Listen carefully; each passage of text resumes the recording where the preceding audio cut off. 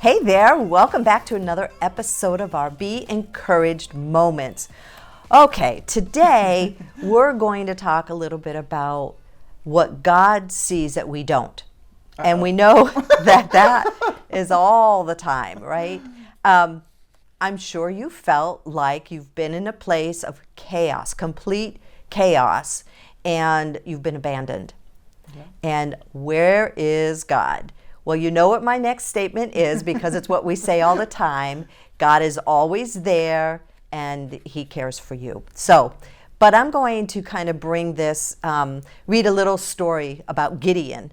And it's Judges 6, verses 11 to 16, and what he went through. And his response is, it's just amazing. Okay, so this is what it says. The angel of the Lord came and sat down under the oak in Ophrah that belonged to Josh, where his son Gideon was threshing wheat in a winepress to keep it from the Midianites. When the angel of the Lord appeared to Gideon, he said, "The Lord is with you, mighty warrior." Excuse me, Lord, Gideon replied, "but if the Lord is with us, why has he let this all happen to us? Where are all his wonders that our ancestors told us about when they said, 'Did not the Lord bring us up out of Egypt?' But now the Lord has abandoned us and given us into the hand of Midian." The Lord turned to him and said, "Go in the strength you have and save Israel out of Midian's hand. Am I not sending you?" "Excuse me, Lord," Gideon replied. Boy, I can totally do that. "Excuse me, Lord." Hello. Gideon replied, "But how can I save Israel? My clan is the weakest in Manasseh, and I am the least in my family." The Lord answered, "I will be with you, and you will strike down all the Midianites, leaving none alive." All right, so let's break this down just a little bit. First of all, the angel appeared to Gideon and said that the Lord was with him and that he was a mighty warrior. And Gideon's like, no, that's you. Do you remember who you created? I'm not mighty in any way. And then he said, "Go in your strength." The angel of the Lord said, "Go in your strength and save Israel from the enemy." Well, Gideon's next response was, "Excuse me, Lord."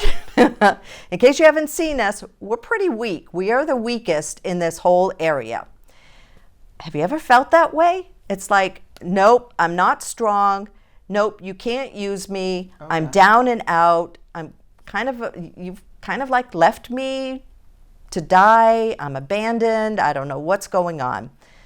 I've been that way before many times, but somehow the Lord kind of brings it all back around, because the Lord said he would be with Gideon and he would overcome the enemy. And of course, he did.